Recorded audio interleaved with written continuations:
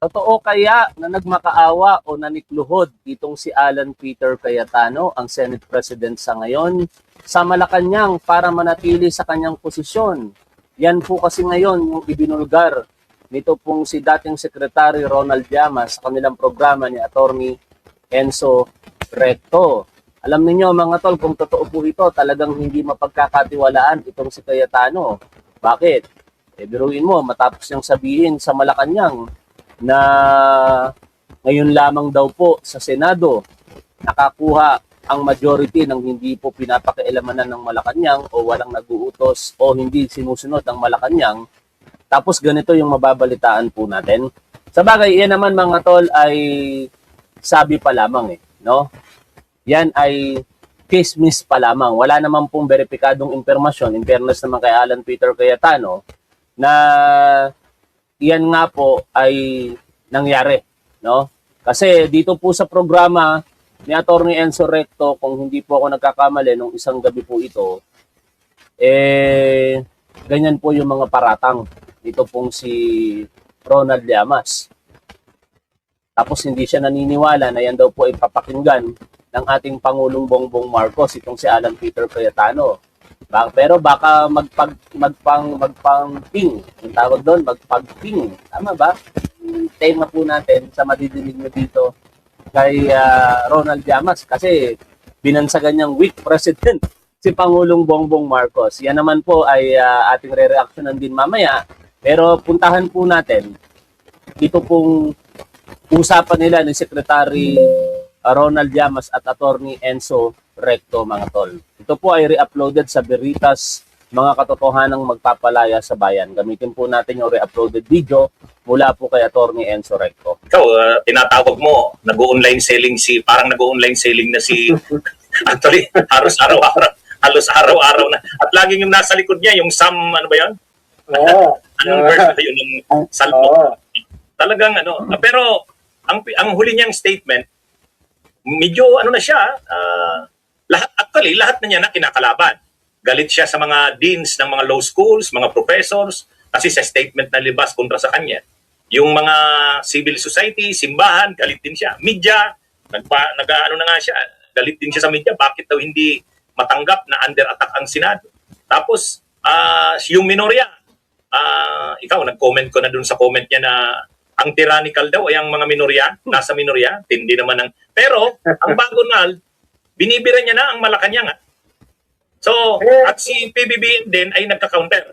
Tama bang sabihin na makaka-expect tayo ng lalong pagtindi ng tension sa politika natin sa darating na mga araw? Siya kasi yung pumunta sa Malacanang Yan. para lumuhod at sabihin na siya naman ay negotiable. Totoo kaya ito, mga tol? Kayo ba'y naniniwala na magagawa ito ni Alan Peter Cayetano? Na sa kabila ng mga sinasabi niya sa Malacanang, pumunta siya sa Malacanang nitong mga nakalipas na araw at nagmamakaawa, nanikluhod pa daw para lamang mapanatili ang kanyang posisyon bilang Senate President. Nangangako pa daw po ito na gagawin ng lahat, kagustuhan ng Malacanang, wag lamang siyang paalisin. No? Pero parang medyo imposible din, mga tol, sapagkat alam naman natin na ang ating Pangulo hindi po nakikialam sa liderato ng Senado. Simula nga po nung naging Pangulo si PBBM, kung sino yung piliing Senate President dyan ng Senado, nangyayari naman sa kagustuhan ng mga senador. Katulad si Zubiri, naging Senate President si Escudero, naging Senate President si Tito Soto, at ngayon itong si Alan Peter Cayetano. Kaso lang, syempre, hindi naman siguro magsasalita itong si Ronald Llamas kung wala po siyang pinaguhugutan na impormasyon na maaaring mapagkakatiwalaan niya, kaya niya sinasabi ngayon ito sa harapan po ng publiko. No? Basta panatilihin lang siyang Senate President. Diba? At medyo minamasahin niya o inaarbor niya yung... Hoy! Tatanga-tangang Ferdinand Estonillo, welcome ka dito sa aming live channel, Baka pwede naman magsama ka pa ng kapwa mo tangang Duterte supporters, at kung pwede naman, medyo lakasan mo pa yung masasakit na pananalita, walang kwenta yung mga sinasabi mo, mura. Anong masasabi niyan? Si Honda Vega nga, kung ano-ano yung sinasabi sa akin dito, walang kwenta din. Pero salamat pa rin sa katangahan mo, Ferdinand Estonillo. Dahil sa katangahan mo, nadadagdagan ang views ni Top 1. Yung iba niya mga kasama, nakakasuhan. Pero, syempre, bakit naman papayagan ng Malacanang yun? Kahit naman weak leader si Yan. Bongbong, hindi naman siya ganun katanga. Oh, sabi ni Ronald Llamas, kahit naman weak leader si Bongbong, hindi naman siya ganun katanga. No? Alam niyo, ako okay lang sa akin tawagin nilang weak si Pangulong Bongbong Marcos. Kasi siya lang naman yung weak leader na nakapagpadala kay Rodrigo Duterte sa Hague, Netherlands na hindi nagawa ng kung sino. No? Siya lang din naman yung weak leader na sa pamumuno niya nakakulong na ngayon si Apollo Kibuloy, si Arnulfo Teves, may mga kaso, ito pong si Harry Roque, Gerald Bantag at iba pa. At siya lang naman ang weak leader na kung hindi dahil sa kanya, hindi po malalantad ang malawakang korupsyon kaugnay ng mga proyekto ng DPWH. Siya lamang po ang weak leader na nakapagpakulong at magpapakulong pa sa maraming senador. Di ba mga tol? Kaya okay lang sa akin na tawagin niyang weak leader. Kasi kung ganyan naman ang weak leader natin, sana lahat na lang ng Pangulo ng Pilipinas, weak leader na lang. Para kulong talaga itong mga talampasan at mga mandarambong na public official sa ating bayan. No? Para maniwala sa pambubudol ni Alan Peter. Si Alan Peter talaga nangangagat ng mga kanyan ng mga bossing. Di ba dati ay bossing niya si GMA at saka si First Gentleman. Tapos kinaway niya. Di ba? Tapos sumama siya sa slate ni Pinoy. Tapos inaway niya. Tapos yung mga Zamora, nakaalyado niya sa Taguig, inaway niya. No? Tapos nung Ganyan kasi ang mga DDS mahilig mang away. Oy, mga tatanga-tangang Duterte supporter, nasa na kayo? 'Di ba? Sabi ko manonood kayo lagi sa akin tapos kung pwede, lakasan niyo naman yung pang-aasar sa akin. Mura, anong magagawa ng mura? Paninira. Idamay niyo pa pamilya ko, walang magagawa yung mga salita niyo diyan, mga tangang Duterte supporters. Pero muli, nagpapasalamat ako sa inyo dahil sa katangahan ninyo, tingnan nyo, dumadagdag ang views natin, 1,500 na nanonood sa atin, no? Tapos madadagdagan pa yan maya-maya. Balik tayo dito sa pinag-uusapan natin. Ito, ipinapaliwanag ni Ronald Llamas kung gaano po ka-oportunista ayon sa kanya, ito pong si Alan Peter Cayetano. Kasi kung sino ang nakaupo sa posisyon, doon po ito nagdudumikit para lamang maisulong yung kanyang personal na interest kung babasahin po ninyo yung gustong sabihin dito. Nito pong si Ronald Llamas. Ganun na ganun, ano? Sa madaling salita, oportunista. Ito pong si Alan Peter Cayetano. Oy, konti naman. Ferdinand Estonillo, ang hinang nilalang mo naman, tatanga-tanga kayo. alala mo, nung siya ay speaker, di ba? Meron gentleman's agreement na 1 year lang sila. Ay, hindi ka ba DD shit? Alien ka pala, tatanga-tanga ka pala eh. Kung ang Duterte supporter tanga, mas tatanga-tanga ka, wala ka palang kinabibilangan eh. Talaga nga naman itong si Ferdinand Estonillo. Oy, Ferdinand Estonillo, salamat at hindi ka Duterte supporter pero baka pwede pa naman magtawag ka pa ng mga tangang katulad mo. Tanga! Si Lord Velasco, ayaw niya pumayag. No? So inaway na lahat. No? Inaway na lahat pagkatapos niyang sumipsip kay Sara, kay Digong, etc. Nung hindi siya pinagbigyan, inaway niya at kinandado niya ang Kongreso. No? So, Grabe, mahirap no? pagkatiwalaan yung ganyang klaseng tao. Grabe, kinandado yung Kongreso para lamang manatili sa pwesto. No? Ang concern lang niya ay yung sarili niya.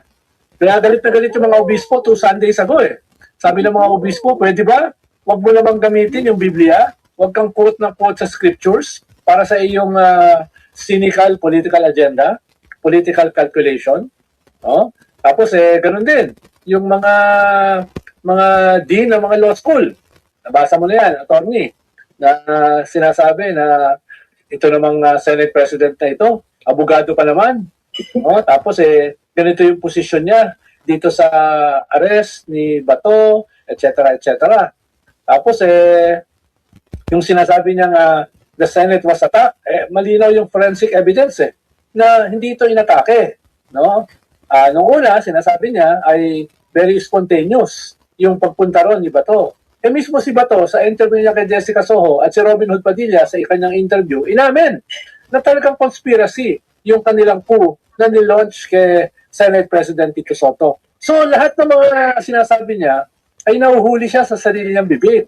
Kaya dapat, alam niyo mga tol, ngayong araw na ito, Lunes, pagka may tumalo na 2 senador mula sa majority, sipa itong si Alan Peter Cayetano at maiimbestigahan na yan, no? Kung ano yung nangyari talaga diyan sa Senado noong May 13, 2026. Nagkaroon ng putukan noong gabi.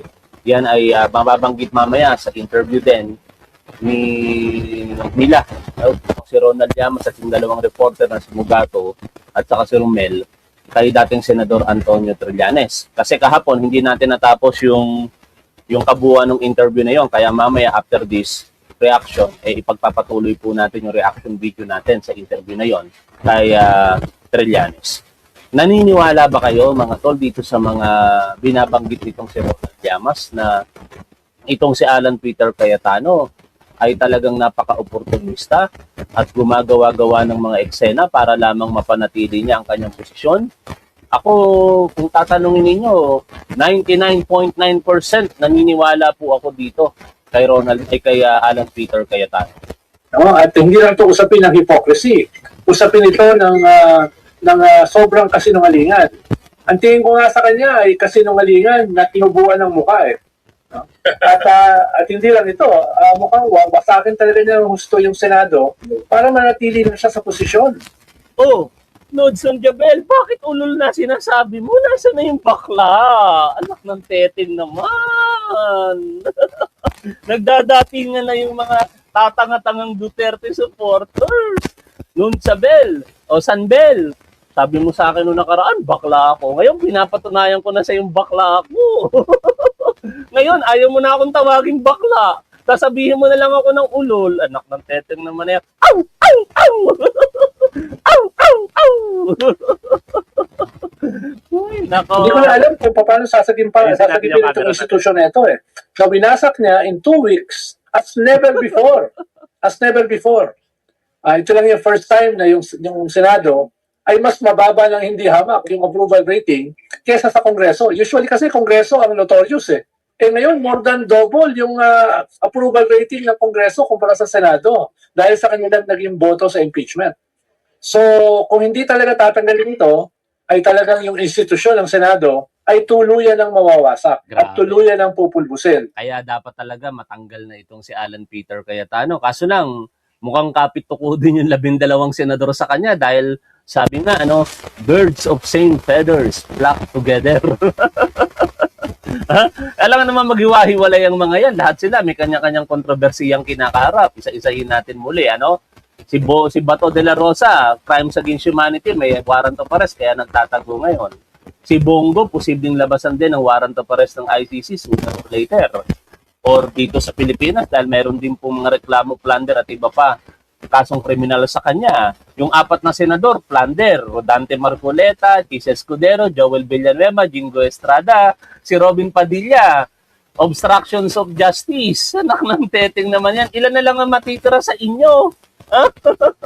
Grabe talaga. Kaya itong 13 hudas po na ito, ewan natin kung may panibagong maghuhudas sa isa't isa sa kanila mamaya. Yan ang kaabang-abang kung anong mangyayari sa Senado mamaya. Pero parang baka hindi magkaroon ng leadership change dahil sinasabi na meron pong bisita ang ating gobyerno at Prime Minister yata ng Vietnam, kasi dito po sa post ni Atty. Jesus Palcis, parang alas 5 pa ng hapon magsisimula ang sesyon Nakita ko lamang ito mga tol, maisingit lang natin Sa post ni Atty. Jesus Palcis, bibisita ngayong araw po na ito ang Prime Minister ng Vietnam ba? Yan What to watch out for tomorrow. Ngayon po tinutukoy niya. Session starts at 5 p.m. instead of 3 p.m. because of the state visit ng President of Vietnam. President pala, hindi Prime Minister. President of Vietnam. Unlikely Senate coup, but solid 11 may become 12 and turn Alan Peter Cayetano into the first lame duck Senate President in history. Mukhang walang mangyayaring leadership change kung ito pong chismis ni Atty. Jesus Palcis ang pagbabasihan po natin. Pero malakas ang paniniwala nitong si Ronald Llamas at si dating Senador Trillanes na baka magkaroon ng pagbabago sa leadership ngayong araw po na ito kaya po sa Senado. Tuloy po natin ang pakikinig po dito mga tol. Na parang Humpty Dumpty, hindi na pwedeng ikabit ng epoxy. At saka, Nald, ang triumph rate ngayon na parang Ay, may nagsasabi na naman sa akin, bakla ako. Salamat naman. Salamat naman talaga. Ha? Alam niyo pag sinasabihan niyo akong bakla, tuwang-tuwa ako. Ha? Totoong-totoo kasi yan. Kaya ulit-ulitin nyo lang yung comment ng bakla. Nakbantetin talaga. Tuloy po tayo sa pakikinig dito mga tol. nagpapatakbo ng Senado, yung sa mayorya. Si Marcoleta, si Aimee, at saka si Cayetano.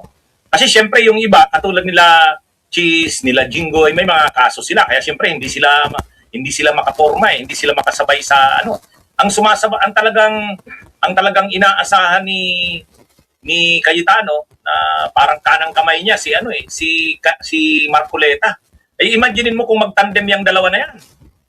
Yan Oo, parang durog na tandem. durog. Durog na durog di ba? Sinabi ni Marcoleta kay Risa, yan ang problema sa wala ka lang sa batas. Di ba? Sabi niya gano'n. Sabi naman sa kanya ni comedian, Senator Soto, tawag nila kasi comedian. Ang sabi sa kanya, hindi mo alam yung rules, akala ko pa naman magaling ka sa rules. Natahimik no? Parang si Aimee, ang yabang-yabang naglabas ng conspiracy theory, tapos ayaw magpa-interpellate, tapos nung binanatan siya ng minority, ay hindi man lang niya pinaglaban yung kanyang PowerPoint conspiracy theories. No? So, yan yung problema sa mga yan Ang yayabang, pero pag naikanto, atras. Atras. Parang si Alan Peter, sigaw ng sigaw. Out of order, out of order. Walang pumansin. Pinokoutan siya. Hindi na mukha siyang tanga. Di ba? Kaya inuulit ko, attorney, ngayon Yung walkout na yon mga tol, nangyari yon last Tuesday. Ang pinagmulan kasi noon, gustong i-railroad ng majority ang online participation, particular online voting. No, nag-motion itong si Senador Dante Marcoleta para sa approval ng amendment ng rules. At nung dinedebate na sila ng minority, naiipit sila sa rules dahil nga walang pinaguhugutan yung kanilang gustong mangyari.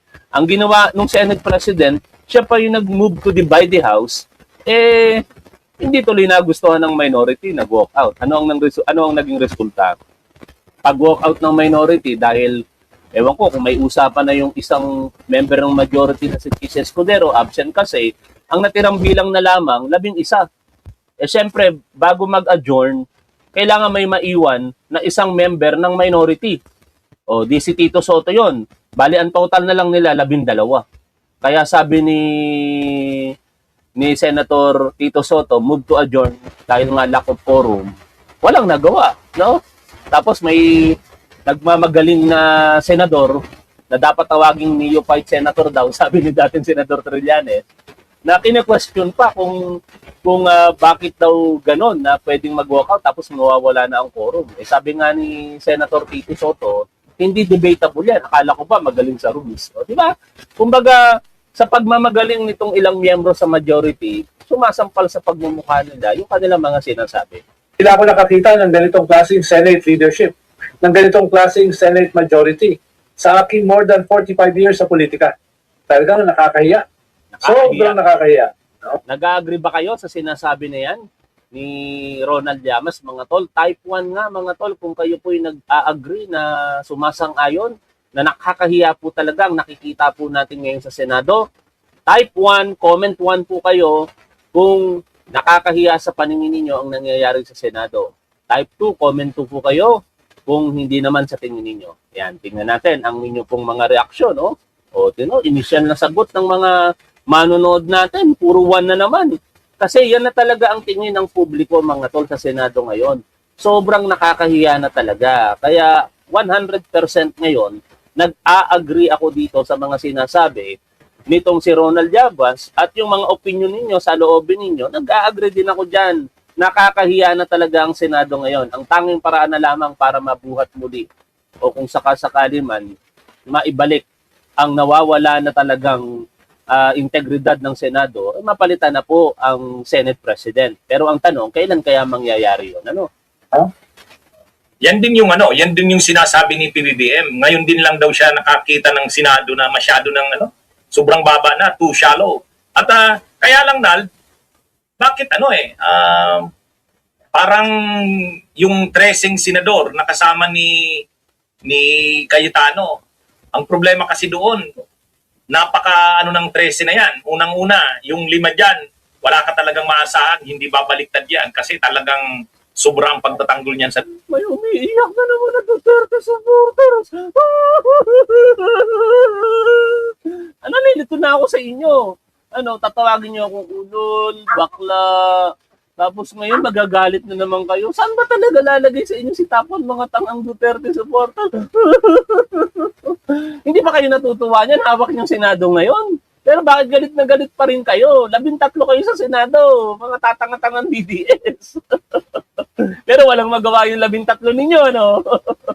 Sa Duterte. Siyempre si Marcoleta, si Aimee, si Bongo, si Bato, si Padilla. Yung 5 na yan. Ang problema din yung iba din doon, katulad ni Jinggoy, Joel Villanueva, Alan Peter Cayetano, tapos itong si Pia, yung 4, rin yan hindi man sobrang diehard, pero na rin, malabol. Kung sakali ba, Tol, siya ang unang pinaka-short term na nanunungkulan. Hindi, Tol, merong nanungkulan lamang ng 8 days. Hindi, 15 days yata, noong sometime in 60s. Hindi ko na matandaan ang pangalan, pero nabanggit natin dito yan sa ating programa. Labong bumaliktad yan. So, na sila? 9. So, 4 na lang ang posibleng bumaliktad yan. Dito pumipili ng yung magkapatid na Villar at saka si Cheese saka si Loren. Naku po. So, dito sa 4 na... Kahit dito sa 4 na ito, mga Tol, wala talagang kabigin dapat yan, no? Sa totoo lang. Kaya, pero ninyo, itong magkapatid na Mark Villar, kumakaharap din po ito sa problema, yung market manipulation or insider trading. Tapos posibleng plunder case din, kaugnay ng mga flood control project anomalies di umano. No?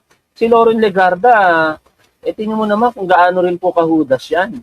Nakikipag-focus pa sa majority, nagmi-meeting pa sila ni Tito Sen, Subiri, Ping Lacson sa bahay nila mismo.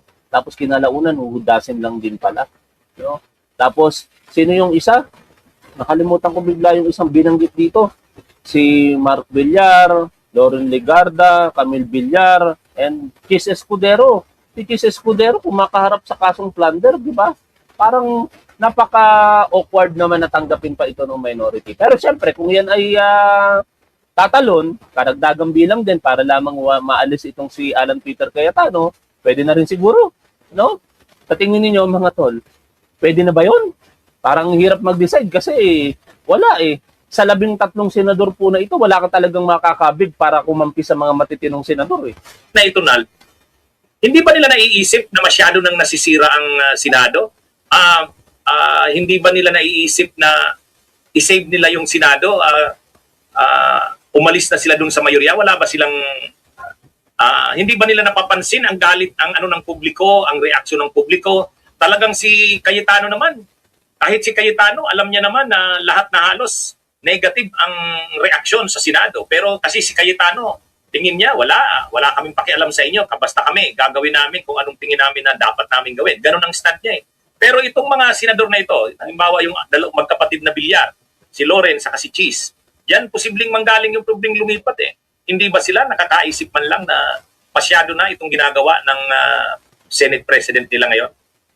Hindi ko sigurado kung ano yung kanilang iniisip. Pero kung ikaw ay attorney na sa minority, tatanggapin mo ba yung 5 DDS? No? Wag na. Bahala. They're better off na hindi kasama yung mga yan. Di ba? Kasi alam niyo pag napunta yan sa minority ngayon, magbabahiran pa ng dungis yung minority. Ang ganda na ng tingin ng majority ng mga Pilipino sa minority ngayon, sa totoo lang, yung solid 11. Kaso lang, ang pinaka downside naman nun, kung walang magiging karagdagang 2 bilang, mananatili talagang Senate President. Itong si Alan Peter Cayetano, yet magiging lame duck siya kasi kahit siya ang nakaupong Senate President, ang mga desisyon na mangyayari sa Senado, basically, manggagaling na sa minority. Tapos gusto mo bang tanggapin si Jinggoy at saka si Joel Villanueva? Di ba? Wag na. Iwan mo na yan dyan. No? yung dalawang Cayetano, gusto mo bang lumipat sa'yo? Huwag na. Di ba? So, talagang napakaliit ng choices mo eh. Yan yung problema sa lesser evil. Yung lesser evil ay evil din eh. So, yung lesser evil, hahanap ka pa ng mas lesser evil dun sa lesser evil. Eh, baka yan yung mga bilyar, baka yan si Loren, kahit masama ang loob ni Ping at saka ni Tito Soto sa kanya, dahil hanggang last minute, kasama nila sila, yung pala nag-i-espiya sa kanila. Siyempre, No? Kaya, ibang klase yung galit ni Soto at saka ni Ping Lacson. Udas talaga yan si Loren Legarda, mga tol. Ngayon, puntahan natin itong interview kay dating Senador Antonio Trillanes dito po sa Wala Kayo sa Lolo Ko. Pakinggan po natin ito, mga tol. So that si Soto yung mauupo. O siya pa Pero hindi siya magiging Senate President kasi kulang naman ng boto. Di ba? So marami. Ulitin natin.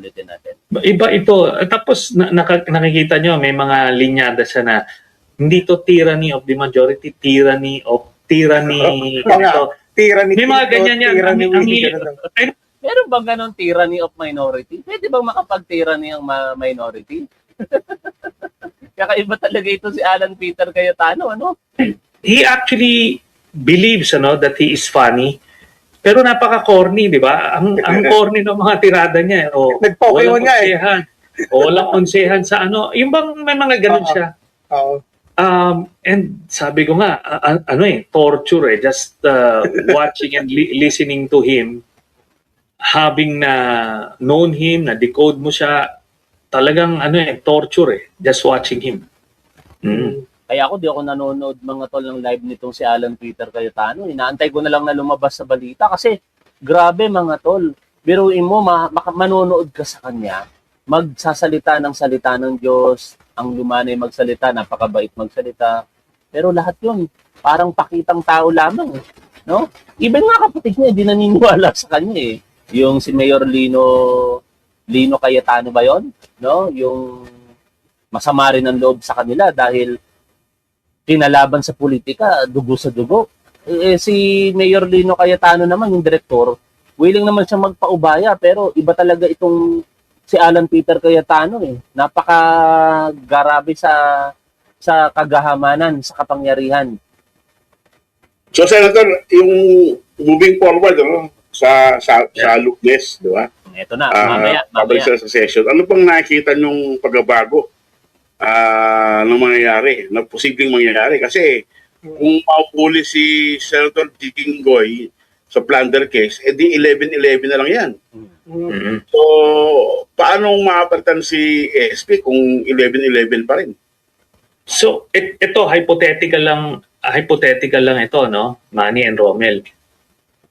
Una, senaryo, maaresto na si Jinggoy 11-11. Gaya nga nung sabi mo, Manny. Opo. Bago natin ituloy yan, ha? Sa balita po ng GMA News ngayon, mga tol, ito. Mukhang posibleng lumabas na ngayon ang warrant of arrest nitong si Senator Jinggoy Estrada. No, basahin natin, isingit natin ito. Ayon po sa shared post nitong si Joseph Morong, arrest warrant for Jinggoy Estrada in plunder raps up to Sandigan Bayan. Naku, no? Kasi nung nakaraang Friday, nilabasan na ng warrant of arrest itong si Jinggoy Estrada, though bailable yon, 90,000 pesos ang kanyang binail. Pero kapag natuloy po ngayong araw na ito, ang warrant of arrest para sa plunder, no bail recommended po ito.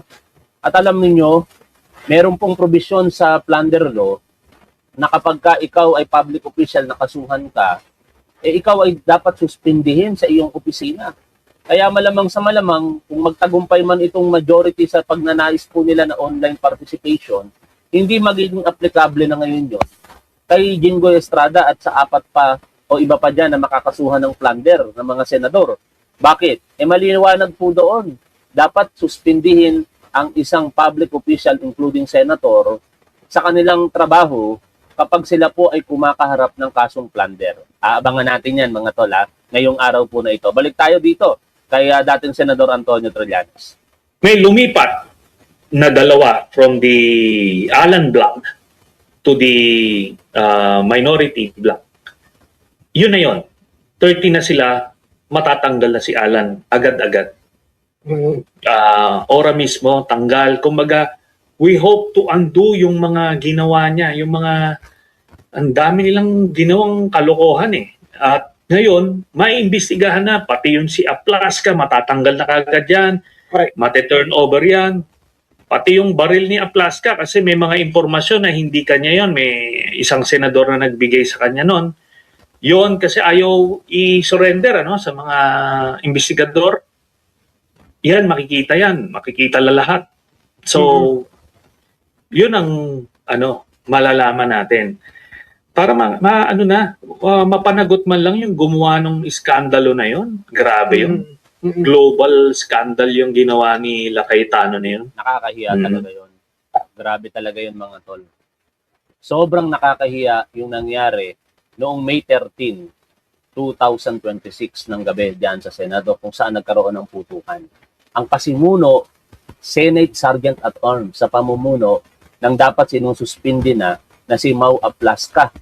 Pero malakas yata talaga ito kay Alan Peter Cayetano o baka dahil nga sila yung nagsasabuatan di umano, hindi magawa ni Alan Peter Cayetanong suspendihin ito o i-implement yung suspension po nito. Dahil pag ginawa niya, baka naman hudasin din siya nitong si Aplaska. Kaya ang tanging kaparaanan talaga dyan mga tol, mapalitan si Alan Peter Cayetano. At sabi mo nga, kitang-kita mo yung kamay ng isang scriptwriter ng pangalan ni Alan Cayetano doon sa mga pangyayari. Pinarinig ka ba nun, Sen Sunny, nung nandun ka para tuparin yung imbitasyon sa'yo ni Bato? Hindi, Monday kasi yun eh. Yung putukan Wednesday na. Tama, Wednesday. Pero may Oo. narinig ka na may iba pa silang gagawin. Aside doon sa pagboto lang ni Bato. Kaya in-expect ko, sabi ko, si Alan Cayetano is up to no good yan. Habang nandiyan yan, mag-iisip ng gimmick yan to further his political interest.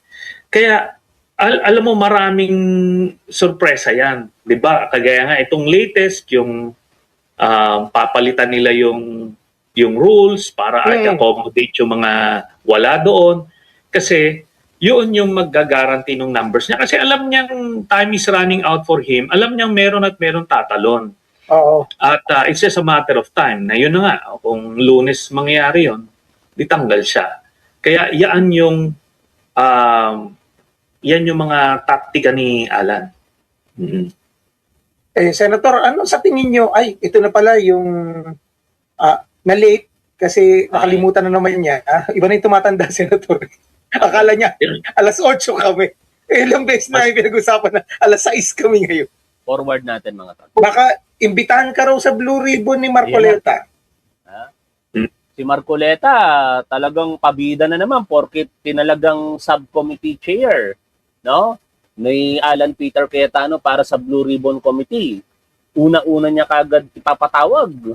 And sinasabi pala naman si dating Senador Antonio Trillanes kaugnay ng pag-appear daw po nito sa Senado noong May 11 para arestuhin si Bato de la Rosa. Pero malinaw naman ang detalye dyan mga tol. Sinasabi ni dating Senador Trillanes na hindi naman siya nandoon para mag-aresto. Hindi naman niya trabaho yon.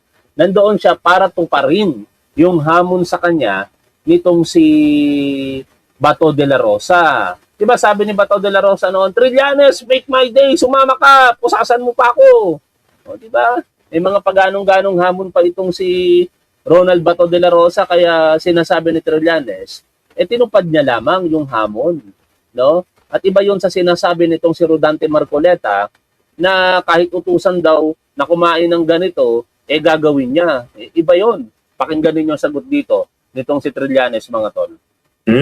Napanood ko yung interview sa'yo ng ABS-CBN Sabi mo, hindi ka raw matatakot Oo nga, nag-call naman ako. Ang problema lang, sabi ko, call ako dyan. Hindi naman ako natatakot o nasisindak kay Marcoleta Kasi may sinabi siya na, bakit daw ako nandoon? Ano ba? Sinabi ko inaamon lang ako ni Bato na samahan ko yung arresting team. Hindi doon ako.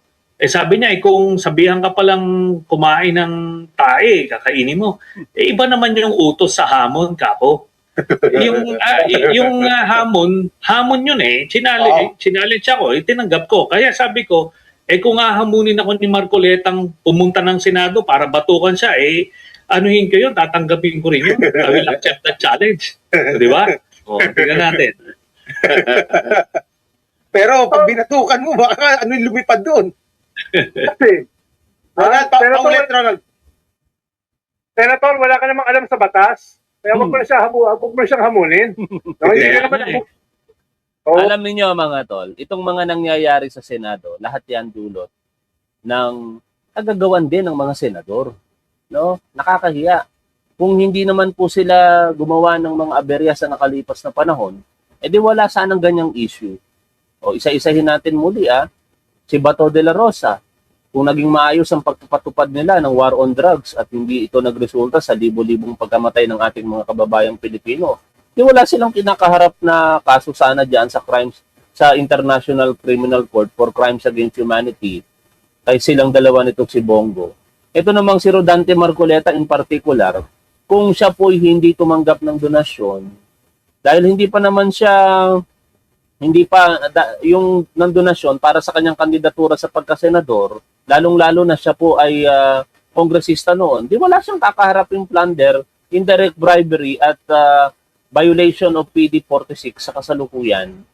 Ito pong sina Chis Escudero, Joel Villanueva at Jinggoy Estrada, kung di umano'y hindi sila nagpakialam sa budget, inumpluwensyahan ang pagpapatupad nito para makakuha ng komisyon, di wala silang kakaharaping plunder. Ganon din naman yung magkapatid na Mark at Camille Villar, kung di umano'y hindi sila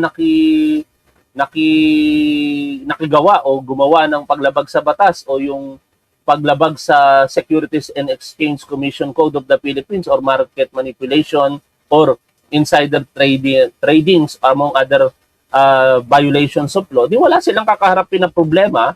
Ganon din naman itong si Senator Robin Padilla, di ba? Kung hindi niya tinulungan tumakas si Bato de la Rosa, wala rin siyang kakaharaping problema. Lahat yan, sila ang may kagagawan. Si Alan Peter Cayetano, kung hindi ito naghangad na maging Senate President, at the expense ni Bato de la Rosa, biruin mo, lilinlangin mo, sasabihan mo na walang warrant of arrest. Kasi malakas ang paniniwala ko mga tol, na kaya nagpakita itong si Bato de la Rosa dyan sa Senado noong May 11, napaniwala siya na wala siyang warrant of arrest, pero meron naman pala. Tingnan nyo, nung malaman ni Bato de la Rosa na may warrant of arrest siya, grabe, nag-iiyak sa Senado, di mapakali. No? O, kaya nauwi tuloy ito sa pagtakas niya, na sa paniniwala ko, hindi pwedeng hindi alam ang mga detalye nitong si Alan Peter Cayetano. Anong masasabi ninyo dito po sa ating topic na pinag-uusapan mga tol? I-comment na lamang po dyan sa chat area and comment section.